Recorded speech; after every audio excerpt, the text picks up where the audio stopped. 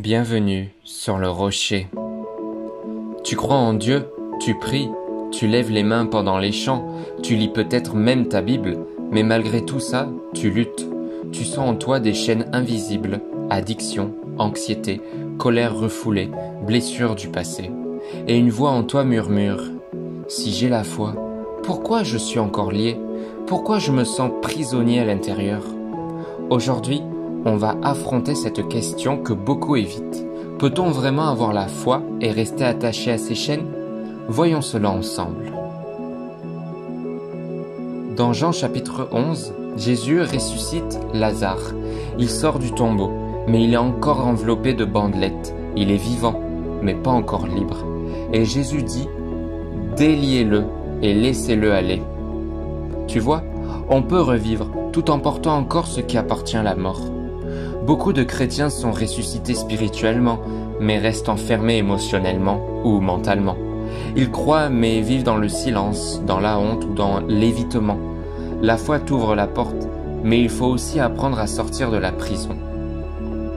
Tu peux marcher, sourire, prier et être lié par le besoin d'approbation, le manque d'identité, la colère rentrée ou la culpabilité que tu caches depuis des années.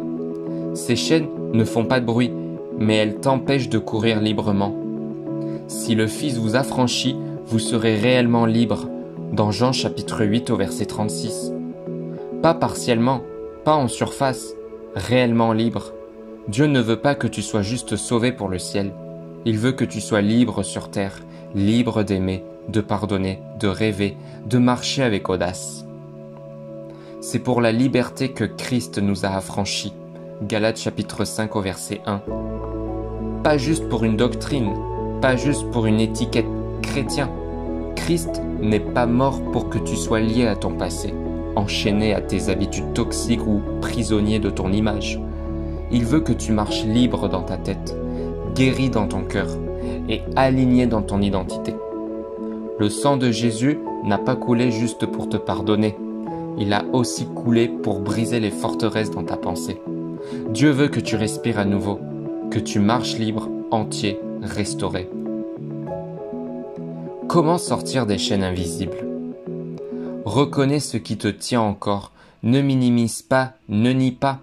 Expose-le à Dieu, même si ça fait mal. Tu n'es pas trop sale pour sa lumière. Médite sa parole pour remplacer les mensonges par la vérité. Tu es une nouvelle création. Entoure-toi de croyants matures qui prient, qui comprennent et qui marchent dans la vérité. Accepte que la liberté est progressive. Ce n'est pas toujours instantané, mais c'est réel. Tu n'as pas à rester bloqué entre résurrection et liberté. Le même Jésus qui t'a sauvé veut aussi te délier.